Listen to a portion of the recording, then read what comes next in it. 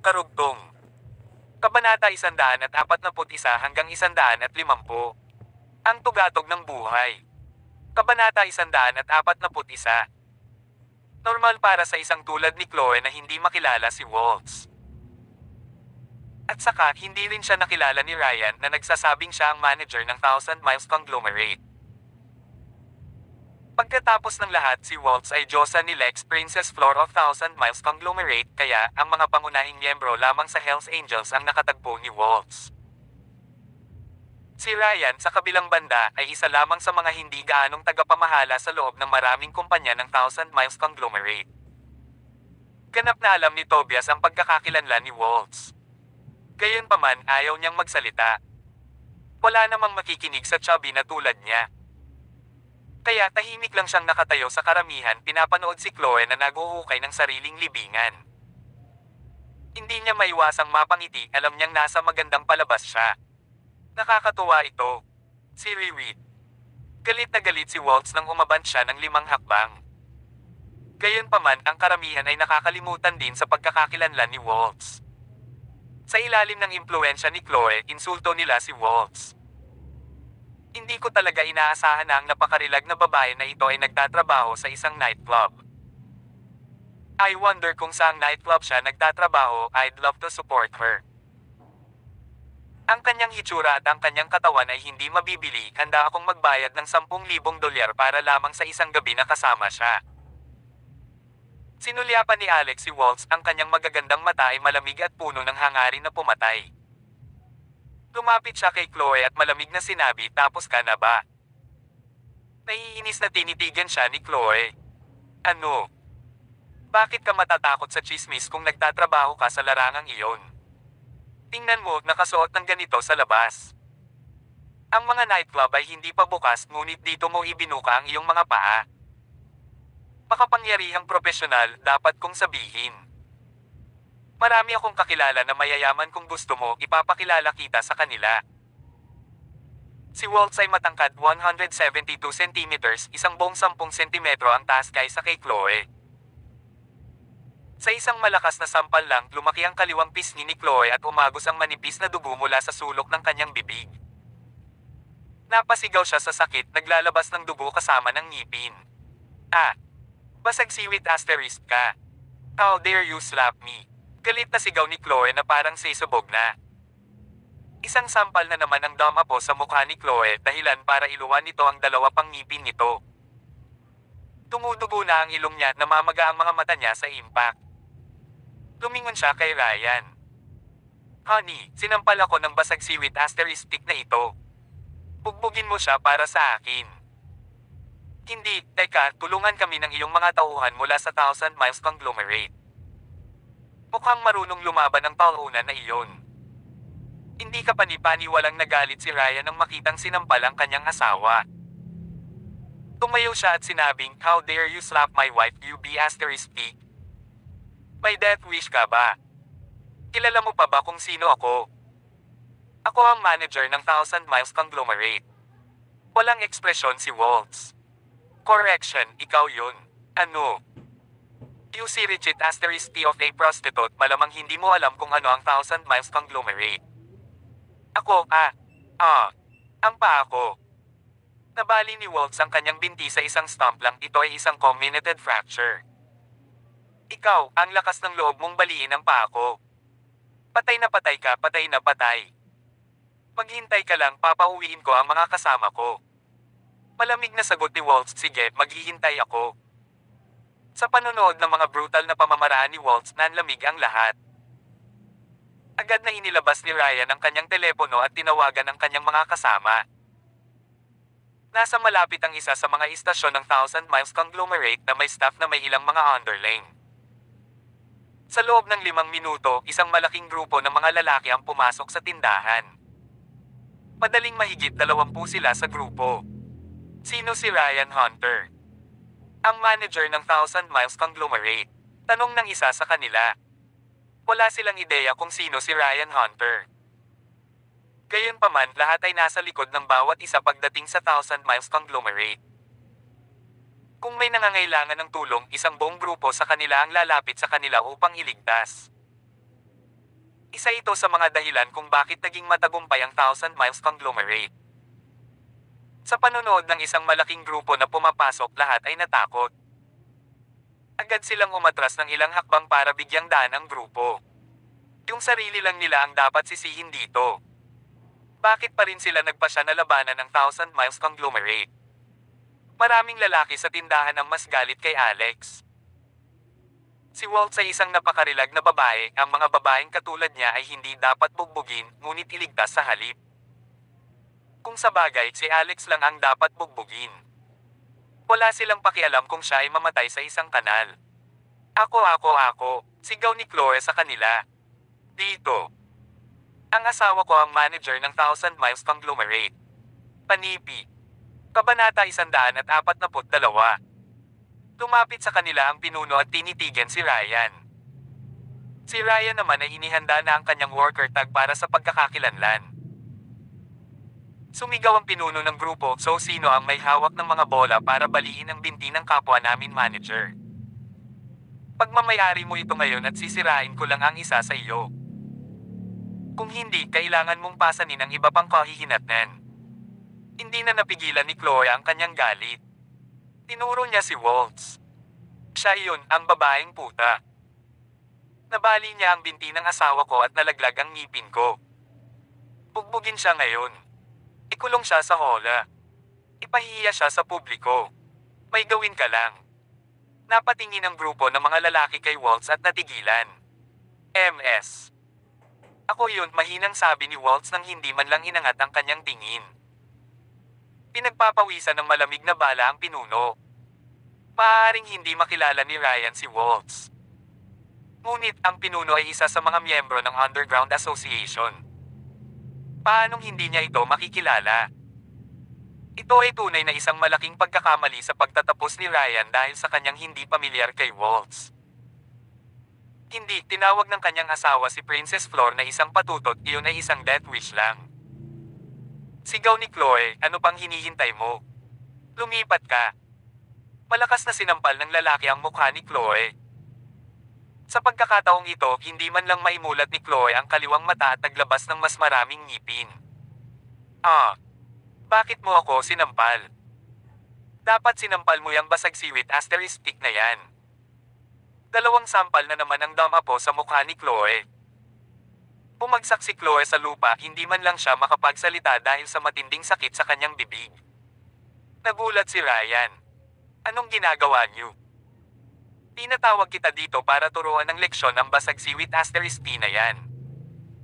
Bakit mo sinampal ang asawa ko? Sakto, bakit ganon? Natamba ang lahat. Ito ay tila isang bagay na wala sa isang eksena sa drama. Sumagot ang pinuno, iyan ay dahil ikaw ay mangmang. Pagkatapos ay tinapakan niya ang kabilang binti ni Ryan na bali rin ito. Bilang sales manager ng Thousand Miles Corp, how dare you not recognize Princess Flor? Kamusta ka na manager? At sigaw ni Ryan sa sakit. Hindi ko talaga siya kilala.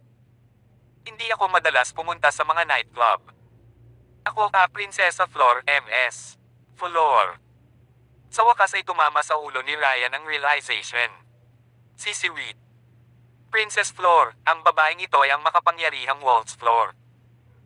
Nasa posisyon siya na hinding-hindi niya maabot anuman ang gawin niya. Kagad, ang tanging naramdaman ni Ryan ay kawalan ng pag-asa at kawalan ng pag-asa. Dahil sa sobrang sakit ng kanyang mga binti, siya ay nawalan ng malay at nawalan ng malay. Natahimik ang lahat, parang may naririnig silang pin drop sa tindahan. Walang inaasahan na ang napakarilag na babaeng ito sa isang pulang damit ay magiging isa sa 3 dakilang pinuno ng underworld ng California, ang makapangyarihang Prinsesa Flor. Akala talaga nila isa lang itong patutot mula sa isang nightclub. Ito ay masyadong malaking pagkakamali. Lalo na ang mga lalaking nagbibiro tungkol sa paggamit ng kanyang serbisyo kanina lang. Puting-puti lahat ng mukha nila at nanginginig sa takot. Sa wakas ay napagtanto ni Chloe kung sino ang babaeng ito. Sa sandaling ito, ang takot, panghihinayang, pagkalito at pagkabigla ay kumukulo lahat sa loob niya. Alex, kaya nakipag-ugnay ka kay Waltz Flor mula sa Thousand Miles Conglomerate. Hindi ba't ikaw lang ang pinakamagaling? Prinsesa Flor, paano mo gustong harapin natin itong dalawa? Tanong ng pinuno. Itapon mo sila. Oo nga pala, mukhang interesadong magtrabaho sa isang nightclub ang babaeng ito. Pagbigyan natin ang hiling niya. Oo, MS. Flor. Nanginginig, nahulog din si Chloe sa lalim ng kawalan ng pag-asa. Sa pamamagitan nito, naayos ang lahat. Ang mga lalaki mula sa Thousand Miles Conglomerate ay umalis kaagad kapag sila ay tapos na. Gayunpaman, ang karamihan ay nakatingin na kay Waltz ng may takot at paggalang. Ilang sulyap pa lang sila ni Alex sa buong panahong ito. Pangunahing nakatutok siya sa ilang mga bato na nakalatag sa gilid.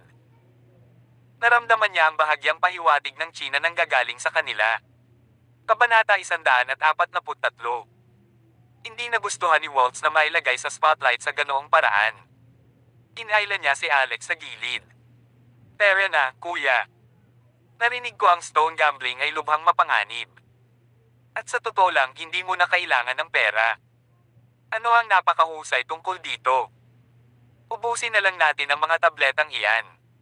Pills. Inalis sa konteksto, maraming tao ang hindi naunawaan ang kanyang mga salita. Nagtataka ang lahat na nakatingin sa dalawa. Hindi kaya si Princess Flor mula sa Thousand Miles Conglomerate ang ganoong klase ng tao. Gayunpaman, walang nangahas na magsalita laban sa kanya. Umiling si Alex. Gusto kong bumili ng ilang para masaya. Kumaway si Waltz. Sige, magsaya ka. Alin ang gusto mo? Kukunin ko ito para sa iyo. Taste sock, tignan mo lang siya, di ba wife material lang siya? Sinulyapan ng mga lalaki sa lugar si Alex, naiinggit sila sa kanya. Bukod sa katayuan ni Waltz, ang kanyang hitsura ay napaka-ethereal kumpara sa karamihan ng mga kababaihan. Bilang isang taong nagawang makuha ang puso ni Waltz, naisip nila na si Alex ay dapat na mataas ang katayuan at lubos na iginagalang sa loob ng Thousand Miles Conglomerate. Noong unang panahon, ang asawa ng isang prinsesa ay hindi maituturing na malayo sa pagiging maharlika. Bukod dito, tinutukoy ni Waltz si Alex bilang kanyang kapatid na nagdulot ng takot sa puso ng lahat sa karamihan. Saglit na naskan ni Alex ang lahat ng ores sa stone gambling store at natukoy ang tatlong bato partikular na mayroong Tsina dumadaloy sa loob. Hindi niya kailangan ng tulong ni Waltz sa pagkuha ng alinman sa mga ito dahil wala masyadong marami. Lumapit si Alex sa mga bato at kinuha ang tatlo na nakapansin sa kanya. Ang isa ay mas malaking piraso habang ang dalawa ay mas maliit. Ang malaki ay kasing laki ng isang bangko. Habang ang dalawa naman ay kasing laki ng basketball. Si Tobias ay medyo nahuhumaling sa stone gambling. Gayunpaman, habang pinupulot ni Alex ang mga bato, umiling siya at lumapit sa kanya. Ginoo. Rockefeller, ang tatlong ores na ito ay hindi maganda ang hitsura. Mababa ang posibilidad na nasa green ka sa mga ito. Bakit hindi ka pumili ng iba? Ilang beses na akong sumugal, baka makatulong ako.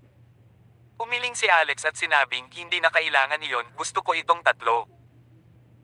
Si Tobias ay mukhang may sasabihin, ngunit nagpa siya siyang huwag magsalita.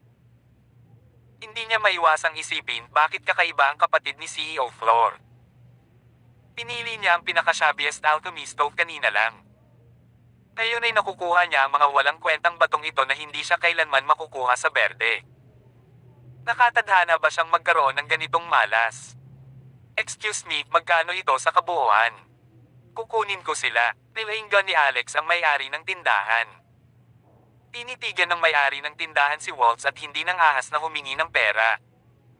Kaya sinabi na lang niya kay Alex na libre ang lahat. Umiling si Alex.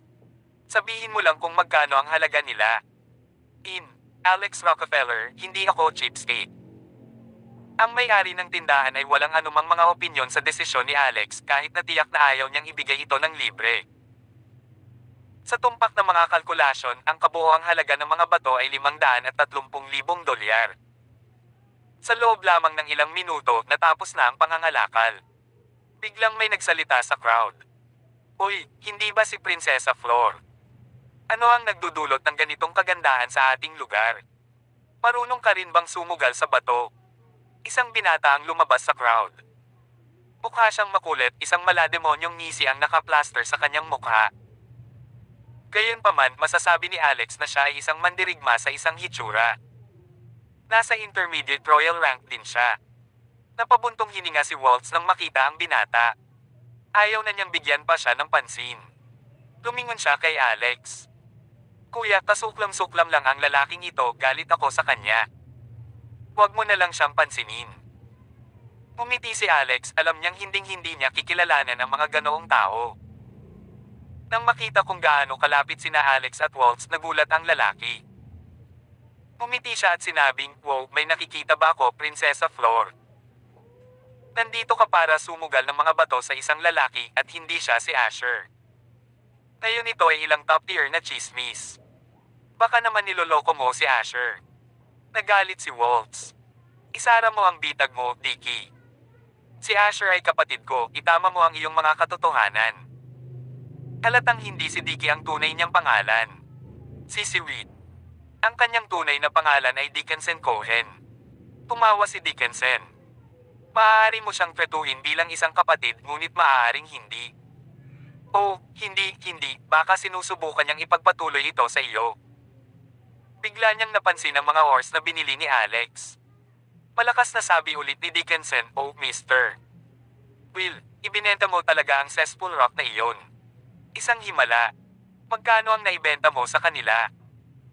"Sa palagay ko ay mayroon talagang isang mayamang hanggal na nag-aaksaya ng kanyang pera sa gayong kalokohan." Ang mineral na sinasabi ni Dickinson ay ang mas malaking bato na binili ni Alex. Ang batong ito ay may lubos na paglalakbay noong ito ay dinadala sa tindahan. Sa panahon ng transportasyon, ang mineral ay nahulog mula sa truck at nabasag ang isang cesspool na bukas na direktang nahulog sa hukay. Alam na binili ni Alex ang batong ito, nakahanap si Dickinson ng pagkakataon na insultuhan si Waltz. Si Alex ay tila malapit na kaibigan ni Waltz kung tutusin. Hindi napigilan ni Dickinson. Asterisk. Kabanata 144. Galit na galit si Waltz. Kahit na ang karamihan ay nagtipon ng kanilang lakas ng loob upang simulan ng chismis tungkol sa kanila sa hitsura ni Dickinson. "Ginoo. Itatago ang mineral na ito dito ng higit sa isang taon ngunit walang gustong bumili nito. Tignan mo na lang, nakakatamad. Paano ito nasa berde?" Ang sino mang may anumang karanasan sa pagsusugal ay malalaman na iyon ay isang walang kwentang bato. Ang mga walang karanasan lamang ang mag-iisip ng iba. Bilang kapatid ni Prinsesa Flor, akala mo mas alam niya. Sino ba ang lalaking ito? Pinandilatan ni Waltz si Alex nang marinig niya ang mga pang-iinsulto, halatang frustrated at inis. Nilainggan ni Alex si Dickinson at mahinahong sinabi, "Kung talagang mayroong jade sa loob ng batong ito, ano ang gagawin mo?" Tumawa si Dickinson. "Kung may jade ang cesspool rock na ito, kakainin ko ang batong ito." "Sige, nangako ka." Biglang naalala ni Alex na may sinabi si Cheris kanina. Hindi talaga siya nagtanim ng sama ng loob sa kanya at hinayaan siyang umalis. Gayunpaman, ibang kaso ang lalaking ito. "Excuse me, buksan mo ako. Tandaan na mag-ingat," sabi ni Alex sa tagaputol ng bato. Inayla ni Waltz ang sulok ng kanyang shirt. "Bakit hindi na lang tayo umalis?" Natatakot siya sa kahihiyan. Higit sa lahat, si Dickinson ang kanyang kaaway, nagtrabaho siya para kay Frank Accardo. Nag-away ang dalawa noon at natalo si Waltz. Sumagot si Alex, "Huwag kang mag-alala." Nakangiti si Dickinson habang pinagmamasdan si Waltz na para bang nakatingin sa isang payaso. Hindi niya pinang-ahas si Alex na gumawa ng anuman kung ang bato ay walang laman. Sapat na para sa kanya ang kahihiyan ni Waltz. Hindi man lang siya nag-alala na matalo. Tanga lang talaga ang kakain ng bato. Sa malakas na hagwong, ang bato ay pinuputol gamit ang isang makina. Lubhang nakakaintriga na panoorin ang dalawa sa pinakamahuhusay na manlalaban sa California na nagsusugal sa mga bato. Gusto ng lahat na makita kung ang mineral ay talagang naglalaman ng jadeite. Gayunpaman, gusto lang ng karamihan sa kanila na makitang pinahiya sa publiko ang kapatid ni Waltz. "Bakit? Nasa tabi mo na si Princess Flor. Paano magiging posible para sa iyong kapalaran na maging mas malaki?" Biglang napasigaw ang tagaputol ng bato. May ambon na lumalabas. "Ano? Paanong mabilis na lumabas ang ambon? Ito ang unang hiwa, hindi ba? Paano lalabas ang ambon sa gilid na ito?" Nagulat si Dickinson, sumugod siya sa bato at yumuko sa tabi nito, tinitigan ito ng matamen. Si Reed. Nagulat din si Waltz. Nilainggan niya si Alex at tinanong, ganyan ka ba talaga ka-sword? Ngumiti ng mahina si Alex. Nagkaroon ako ng magandang kapalaran sa buong buhay ko. Nagpatuloy ang pagputol ng bato. Makalipas ang 3 minuto, muling napasigaw ang tagaputol ng bato. Oh my God! Oo. Nasa green tayo. Makalipas ang 5 minuto, sumigaw ulit siya. Nasa green talaga tayo. Ito ay isang kamanghamanghang paghahanap. Sa sandaling ito, ang lahat ay nabigla nang makita ang isang berdeng ibabaw na lumalabas sa mineral. Ang lahat ay hindi inaasahan na ang isang mapurol na bato ay naglalaman ng anumang mga jadeite. Gayunpaman, ang palabas ay nagsimula pa lamang. Makalipas ang isa pang 10 minuto, sumigaw si Tobias, Holy she asterisk T. Oh Diyos ko! Ito ay hindi totoo. Ito ay isang malasalamin na esmeralda. Bihira ito lalo na. Lumipas ang isa pang 10 minuto at pinutol ng stonecutter ang mineral mula sa 3 magkaibang panig. Lumitaw ang isang malaking esmeralda na halos kasing laki ng basketball, maliit na bahagi lamang ng mineral ang naputol. Umupo si Dickinson sa mamasa-masa na lupa, nagulat sa kanyang kaibuturan. Paanong gaano kalaki ang bagay na ito? Panipi. Kabanata 145. Hindi lang si Dickinson ang nabigla. Lahat ng tao sa karamihan ay nanlaki ang mga mata at bibig. Nagtutulak sila sa isa't isa, sinusubukang silipin ang bato sa abot ng kanilang makakaya. Inilabas pa ng ilan ang kanilang mga telepono para kumuha ng litrato, gusto nilang i-post ito sa kanilang mga social media page. Ito ay isang beses sa isang buhay na karanasan. Para naman sa may-ari ng tindahan na si Mr. Will, nagiging berde siya nang makita niya ang esmeralda sa mineral. Kahit na mula sa bahagyang nakalantad na ibabaw nito, nakikita na niya ang napakagandang kinang nito at makulay na kulay. Ito ay isang pambihirang piraso. Batay sa halaga nito sa merkado, maaari itong ibenta ng higit sa 100 milyon. Ito ay 100 milyon na pinag-uusapan nila. Siya ay nag-imbak ng mineral na ito ng higit sa 1 taon, ngunit hindi niya napagtanto ang halaga nito. Labis niyang pinagsisihan ang desisyon niya. Gayunpaman, ang pagsusugal ay nakabatay lamang sa swerte. Bilang isang taong matagal nang nasa industriya ng pagmimina, ito ang unang pagkakataon na nakita ni Mr. Will ang gayong mahalagang hiyas. Biglang nagsalita ang isang medyo may edad na. Binibenta mo ba itong emerald? Bibili ako ng 80 milyon. Patuloy na tinitigan ni Alex ang esmeralda, naramdaman niya ang isang malakas na saturated core ng China na nakaimbak sa loob ng hiyas. Nasiyahan siya at tuluyang hindi pinansin ang alok ng nasa katanghaliang gulang na lalaki. Tumanggo si Tobias. Caden Park, sinusubukan mo na naman bang lokohin ang mga inosenteng nagbibenta? 80 milyon. Tingnan lamang ang bagay na ito, sa ibabaw lamang nito ay nagkakahalaga ng 100 milyon. Huwag kang maglakas loob na hawakan ito. Malamig na ngumiti si Caden na may madilim na mga mata. Gusto mo rin ba, Tobias? Kakayanin mo pa ba ito? Pumarap si Alex sa tagaputol ng bato at sinabing pakituloy. Alok ulit ni Caden. Bibilhin ko ito ng 100 milyong dolyar, bata. Dapat kang magpasalamat sa halagang ito. Kara-rating lang ni Caden kaya hindi niya nakilala si Waltz. Sinubukan pa niyang tapikin si Alex sa balikat. Biglang hinarang ni Alex ang kamay niya. Hindi ako nagbebenta nito. Hindi ko gagawin kahit na inalok mo ako ng 1 bilyon. Huff si Caden, malungkot ang ekspresyon niya. Hoy bata, mag-ingat sa mga kahihinatnan ng biglaang pagyaman. Hindi mo malalaman kung kailan mawawala ang lahat. Nais ni Caden na makabuo ng isang masamang pakana na kumuha ng isang tao upang manakawan si Alex habang siya ay pauwi. Napatingin ang lahat kay Caden, tinatrato siya na parang tulala. Si Prinsesa Flor ay nakatayo sa kanyang tabi, gayunpaman ang lalaking ito ay lantarang nagbabanta kay Alex ng ganoon. Nagpatuloy ang proseso ng pagputol ng bato. Makalipas ang isa pang 20 minuto, ang buong piraso ng esmeralda ay nakuha mula sa mineral. Kasing laki ito ng 2 basketball na pinagsama. Nangangahulugan ito na ang bihirang gemstone ay sumasakop sa 1/3 ng mineral na ito. Marami ang napanganga sa gulat habang ang ilan ay nagpa-picture gamit ang kanilang mga telepono. Napalunok si Tobias. Ito ay isang bihirang emerald gemstone. Napakalaki din. This is priceless, this is just priceless. Imposibleng tantyahin ang halaga ng gemstone na ito ayon sa presyo sa merkado. Madali itong mapapahalagahan ng 300 milyon o higit pa. Gayunpaman, hindi ito isang simpleng tanong sa matematika na madaling malutas. Sisiwit. Si Waltz ay natigilan din sa pagkakataong ito. Excited niyang sinunggaban si Alex at ngumiti. Kuya, mayaman ka. Agad na tumayo si Dickinson.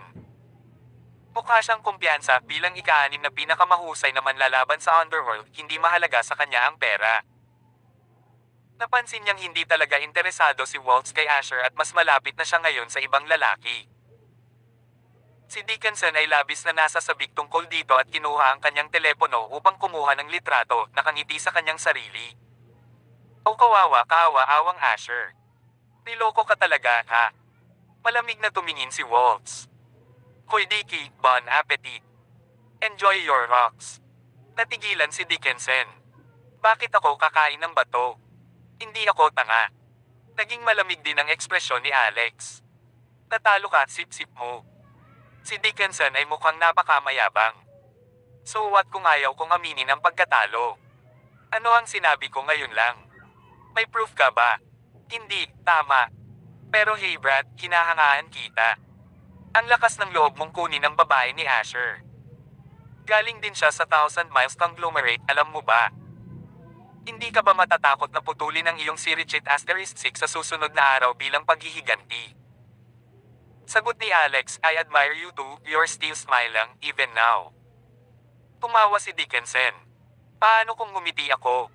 Ano ang maaari mong gawin sa akin? Kung gusto mo, lumapit ka sa akin. Biglang lumapit sa kanya si Waltz at sinampal ng malakas si Dickinson sa kanyang mukha. Hindi ito makaiwas ni Dickinson, napakabilis niya. Nagulat siya, sinabi niya, walang paraan na nagawa mong sampelan ako. Tumango si Waltz. Kaya kitang pilayin kung gugustuhin ko. Panipi.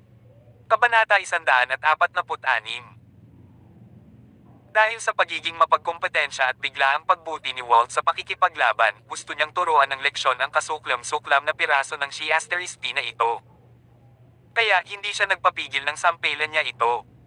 Kay, talo ka na sa akin dati, Floor.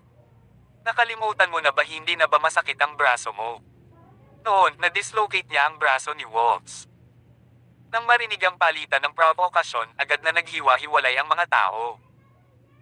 Gayunpaman, ang malaking labanan ay hindi nangyari tulad ng inaasahan. Inihagis ni Dickinson ang kanyang binti patungo kay Waltz, ngunit nahawakan niya ito sa bukong-bukong at inihagis sa lupa. Ang braso ni Dickinson ay bumagsak sa isa sa mga mineral. Sa isang malakas na kaluskos nabali ang kanyang braso. Banal na Sirichit *E. Ikaw, advanced ka na ngayon. Nagmamalaki si Waltz, may naka-plaster na tingin sa mukha niya. Hoy Dicky, tandaan mong iwasan mo ako kung kaya mo. Oh, by the way, sipsipin mo, talo. Kinuha niya ang isang maliit na bato at itinulak ito sa bibig ni Dickinson. Pinutol ng matatalim na dulo ang kaloob-looban ng kanyang bibig, dahilan para damyugo ito ng husto. Nawala ang kulay sa mukha ni Caden, bahagyang nanginag ang kanyang panga. Sa wakas ay napagtanto niya na ang babaeng katabi ni Alex ay si Prinsesa Flor ng Thousand Miles Conglomerate. I think gusto niyang umupa ng isang tao na magnanakaw sa kanila ng malinis. Hindi niya maiwasang magpawis ng malamig na bala. Makalipas ang kalahating oras, naputol din ang dalawang maliliit na ore na binili ni Alex. Ang lahat ay hindi napigil ang mapabuntong hininga at umiyak sa inggit. Ito ay hindi posible, walang paraan. Paano ito nangyari? Lahat silang tatlo ay may mga esmeralda, oh my God. Maraming tao ang nag-post ng mga larawan sa kanilang mga pahina ng social media. Pero na, nilinggan ni Alex si Waltz. Dinala ng dalawa ang hindi mabibaylang esmeralda habang sila ay huminto sa tindahan ni Tobias upang kunin ang alchemy stove at bumalik sa Maple Villa. Nakaluwag na hindi masyadong malaki ang kalan at hindi nila minamaneho ang Lamborghini ni Waltz. Kung hindi, kailangan nilang magpadala ng isa pang sasakyan. Kuya, sabi ni Walt sa matamis na boses, kumikinang ang mga mata. Anong meron? Paano ka nakakamangha? Ikaw ay isang manlalaban, isang medic, isang alchemist at marunong ka ring sumugal sa mga bato. Oh, anong gagawin ko? Nai-inlove ako sa'yo. Pinisil ni Alex ang pisngi niya. Pawala. Ay, napaangat ng ulo si Waltz habang tinatakpan ang pisngi gamit ang isang kamay. Sisiwit. Ang galing mo talaga, kuya. Ngunit tingnan mo ang iyong nakababatang kapatid na babae, ako ay napakahina. Ako ay magiging isang kahihiyan sa iyo na may ganitong kahinaan, hindi ba? Kaya kuya, maaari mo ba akong paboran at pagbutihin muli ang aking kakayahan sa pakikipaglaban? Hindi ko kailangan na tulungan mo akong umunlad ng husto, gusto ko lang na umakyat sa ranggo ng Mystic. Abasag siwit asterisk 6, so that's the catch. Pahabol na sabi ni Alex, sa tingin mo ba laro ito? Sa palagay mo ay maaari ka lang mag-rank up na parang bumibili ka ng mga in-game na pagbili ng VIP. Walang maraming mga shortcut sa martial arts. Kung pipilitin naming umunlad ang iyong mga kasanayan, malilimitahan ka sa karagdagang paglago sa hinaharap. Huwag mag-alala, sa sandaling tapos na ang mga chakra pills, tutulungan kita muli. Kung tungkol sa pagrarango, depende iyon sa kung gaano katalentado. Sige. Oh, at huwag sabihin sa sino man ang tungkol sa insidente ng stone gambling. Ang mga Esmeralda ay kapaki-pakinabang sa akin. Pag-uwi niya, napagtanto ni Alex na umalis na si Asher at ang iba pang palihim na nagpo-protekta sa bahay. Gamit ang kalan at mga materyales, sinubukan nilang gawin ang mga table task ng chakra. Gayunpaman, ang kalan ay nangangailangan ng ilang maintenance, ito ay nawawala ang isang binti pagkatapos ng lahat. Nasa sabik si Alex na mas tingnan ang enerhiyang dumadaloy din sa kalan. Gayunpaman, nang magsisimula na siya sa kanyang pananaliksik, tinawag siya ni Dorothy. Alex, pwede ka bang pumunta sa pwesto ko? Parang madilim si Dorothy. Anong mali? Ang aking ina ay nagsugal ng bato sa Antique Street at nawala ng 500,000 dolyar. May utang siya ngayon dahil dito. Ang mga nagpapahiram ay dumating sa aming bahay na humihingi ng kanilang pera. Mayroon ka bang sapat na pera? Paunawang sagot ni Alex. Asterisk. Kabanata 147.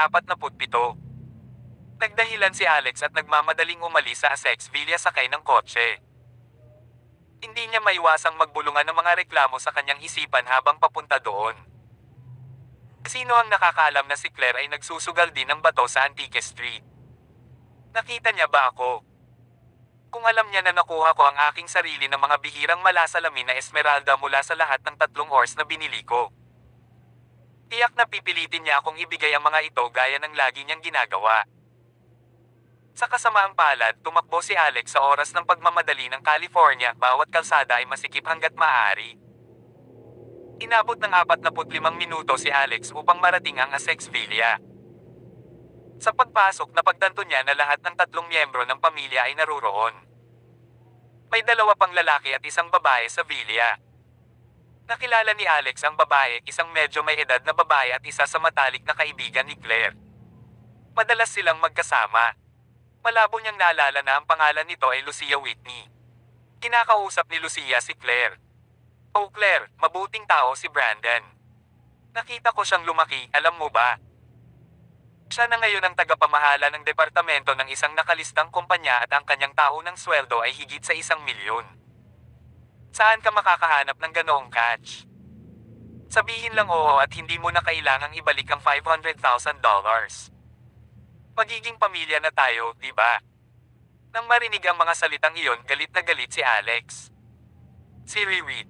Sino ba itong si Brandon? Mukhang nasa 30s na siya. Kanino siya nag-propose? Dorothy. Well, hindi ito maaaring si Beatrice, tama ba? Nag-aaral pa rin siya sa universidad. Galit siyang sumugod sa kanila. Kung sino man sa inyo ang maglalakas loob na subukang nakawin ang aking asawa, sisiguraduhin kong pagsisisihan ninyo ang desisyong iyon habang buhay. Sinama ni Lucia ng ilang masasamang tingin si Alex at ngumisi. Bakit ka nandito, talo ka? Kinausap ka ba namin? Sino ka sa tingin mo? Walang respeto si Lucia kay Alex dahil madalas na masama ang bibig ni Claire tungkol kay Alex sa kanya. Inailan ni Dorothy si Alex sa gilid at pamulong, hindi ako, nanay ko. Anong ibig mong sabihin na nanay mo? Tinitigan ni Dorothy si Brandon, halatang inis. Ang lalaking iyon ay may gusto sa aking ina. Nagulat si Alex. Malamang na 46 na taong gulang na si Claire ngayon, ngunit itong si Brandon ay nasa early 30s pa lang. Bakit niya magugustuhan ang isang taong may malaking pagkakaiba sa edad? 16 na taon ang agwat nila. Ito ay kabalbalan lamang. Gayunpaman si Claire ay hindi nagmukhang masama sa kanyang sarili. Nakasuot siya ng masikip na maong at puting bodycon shirt. Maaaring mas bata siya kaysa kay Brandon, ngunit tiyak na naroon ang maturity. Hindi katakataka na ang taong ito ay sa kanya. Nagulat si Alex at sinabing, well, that's great. Medyo ilang taon ng single ang mama mo, di ba? She's so bored na kailangan niyang makipag-away sa akin.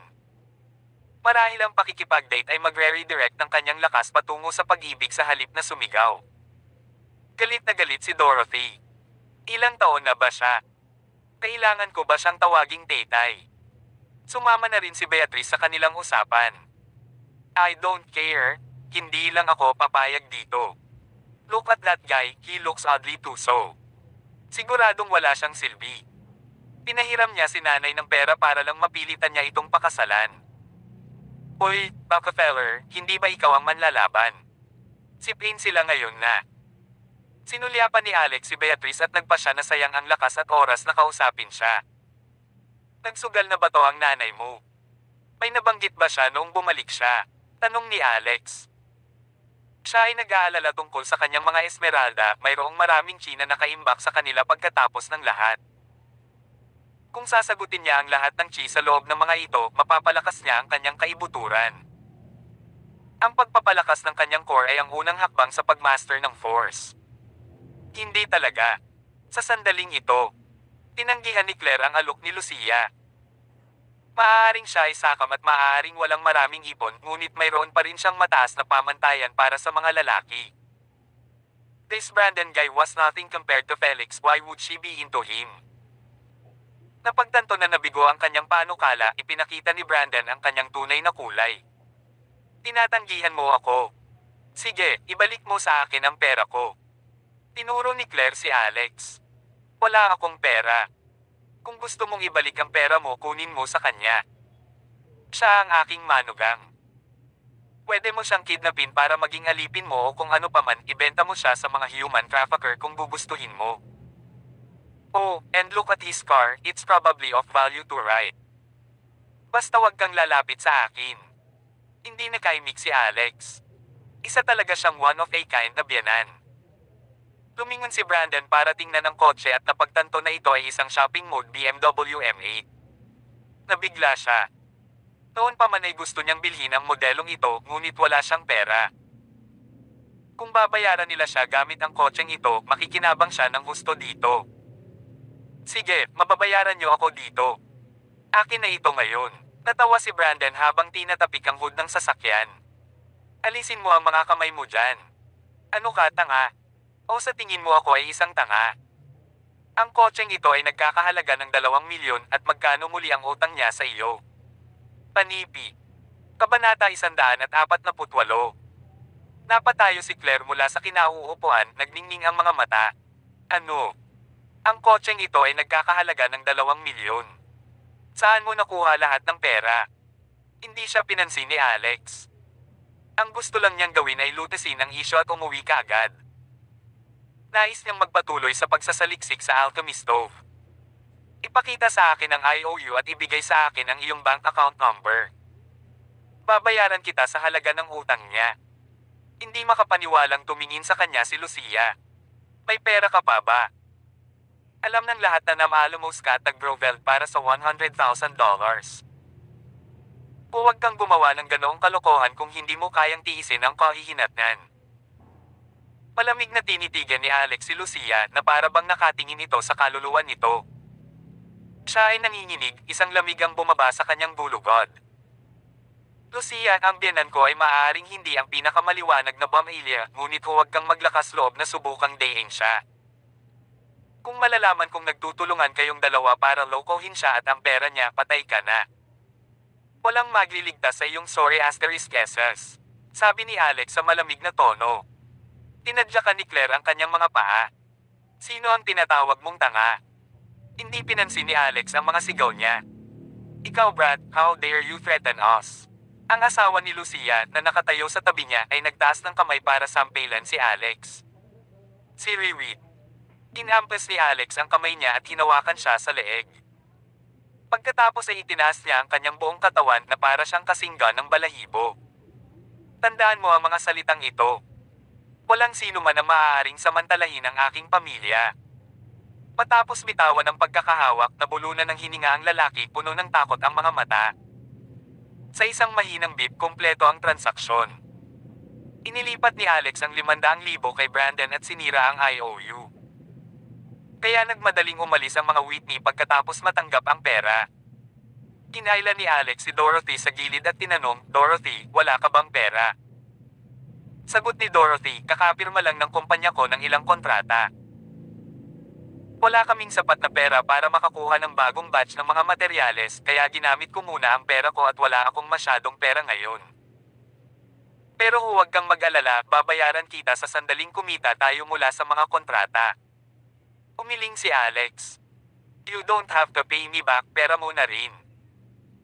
Eto, meron akong 10 million, you can spend it whatever you like. Nagulat si Dorothy, ngunit tila may naalala siya. Hindi ba regalo ito ni Mr. Carter? Hindi namin magagamit ito. Maaaring wala tayong gaanong pera ngayon, ngunit kikita tayo ng mas malaki habang tayo ay nagpapatuloy. Kailangan nating ibalik ang perang ito sa kanila, kung hindi, palagi tayong mababa ang klase kaysa sa kanila. At halos makalimutan na ni Alex ang bank card na ibinigay sa kanya ni Charles. Hindi niya nasuri kung magkano ang nasa card. Gayunpaman si Alex ay hindi makahanap ng isang mas mahusay na paraan upang ipaliwanag ang pera na mayroon siya sa kanya sa ngayon.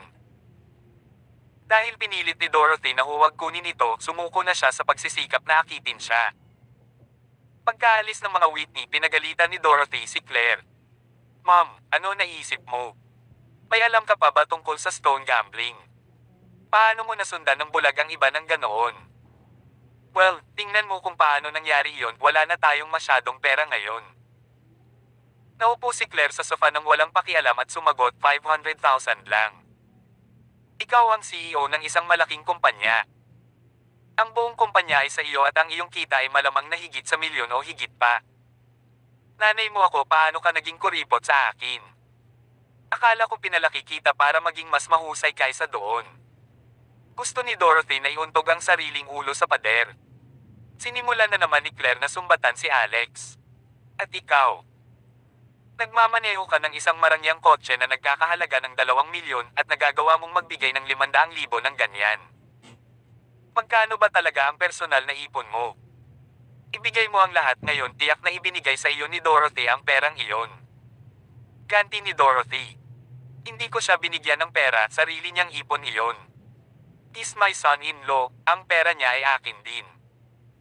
Natahimik si Dorothy at iniba ang topic. Hindi, back to stone gambling. Huwag na lang ulit magsugal ng bato.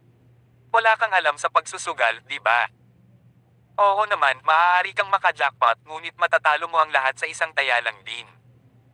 Sagot ni Claire, base lang sa swerte ang lahat. May nakakuha ng mga bihirang emerald ngayong araw lang. Like, goddamn, baliw ang taong iyon. Bumili siya ng 3 ores sa halagang $500,000 lang at lahat ng ores ay may mga bihirang emerald sa loob, lahat sila ay hindi mabibili. Narinig ko na ang presyo sa merkado para sa kanila ay madaling higit sa 500 milyon.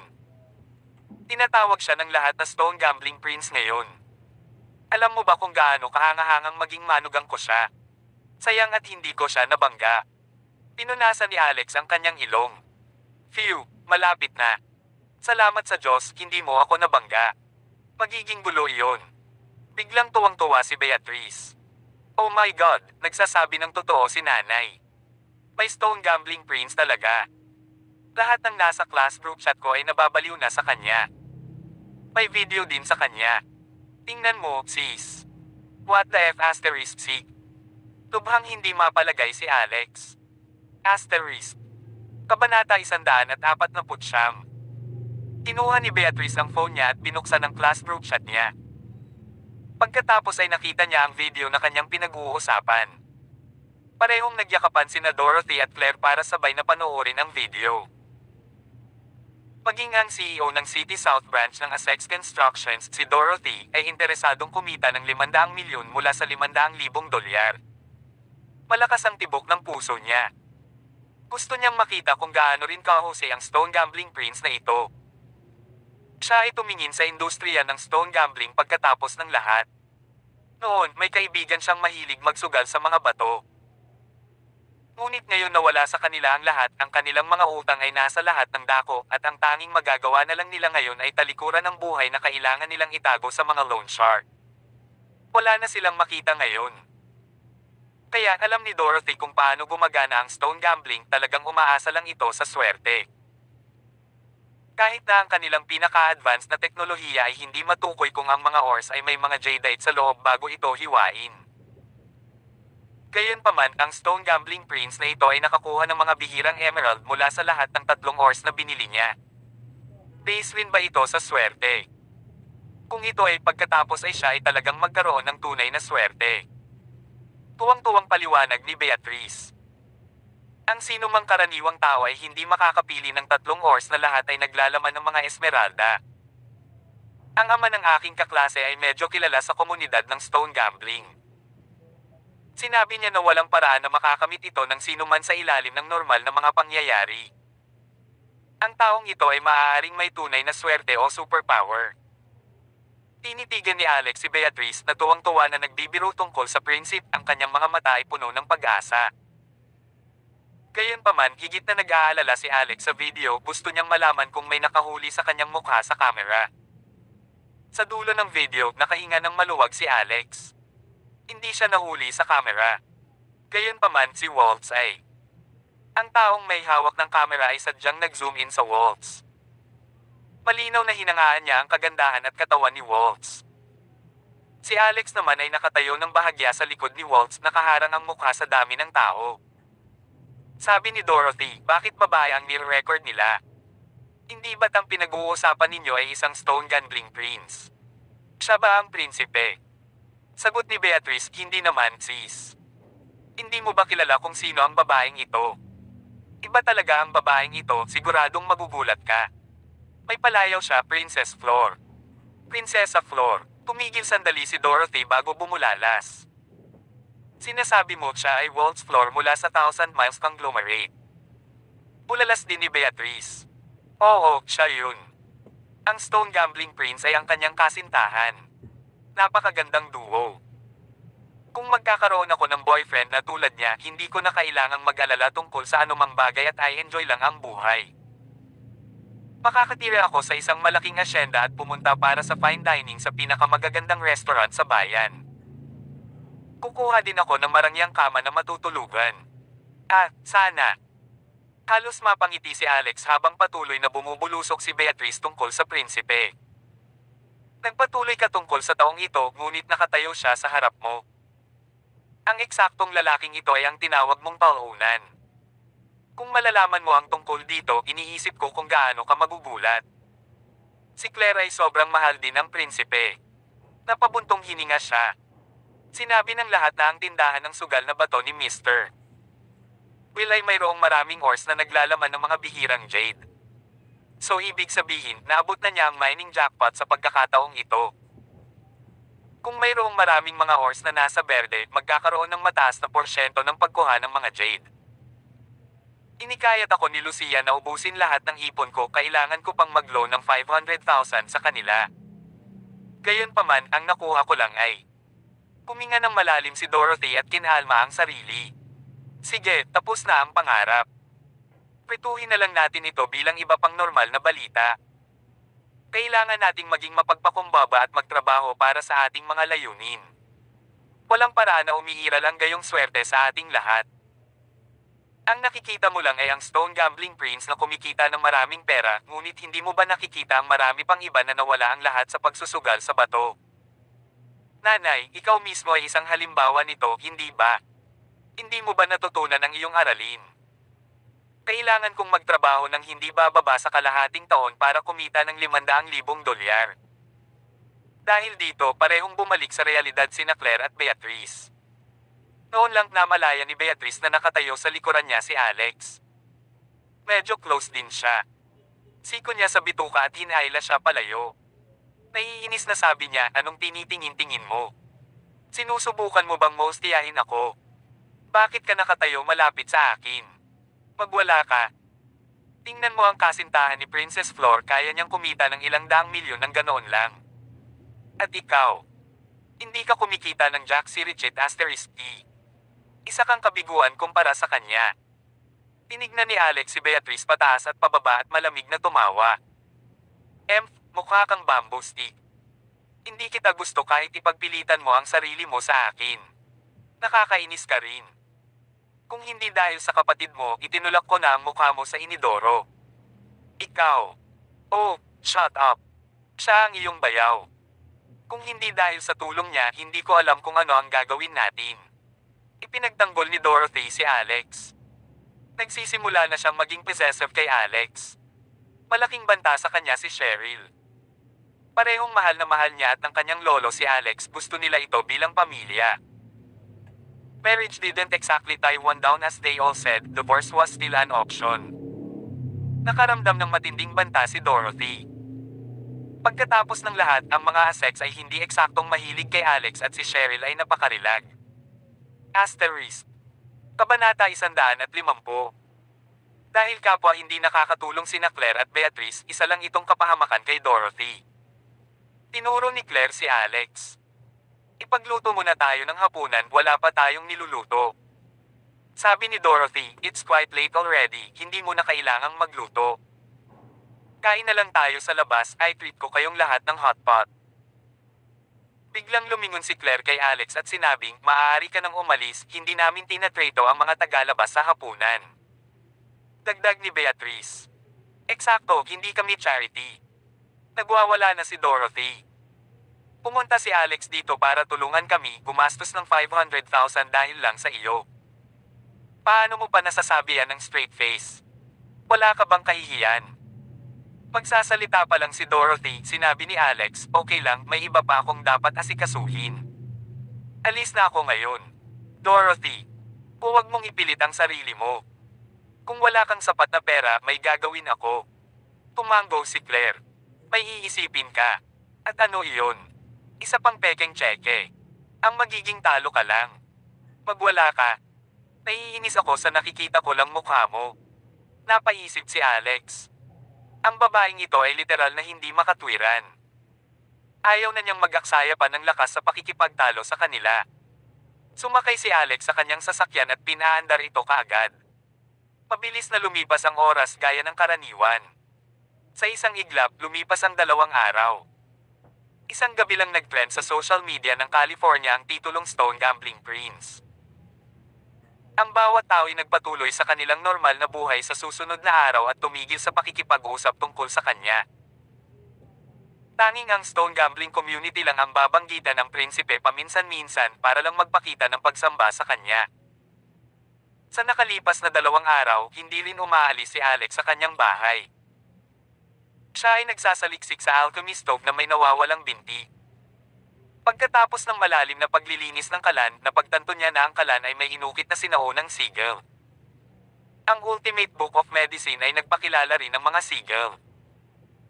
Lalo na ang Witch Doctor series, karamihan sa kanilang mga pamamaraan ay gumamit ng mga sigil upang magamit ang mga elemento ng lupa upang pagalingin ang pasyente. Sisiwit. Si Waltz ay kumakain ng isang balde ng ice cream sa basement ng villa. She was wearing her usual red dress outfit, eleganteng nakaupo sa isang stool na bahagyang nakasukbit sa ilalim. Habang patuloy niyang kinakain ng ice cream, tinanong niya si Alex, Kuya, 2 araw ka nang nakatingin sa basag na kalan na iyon.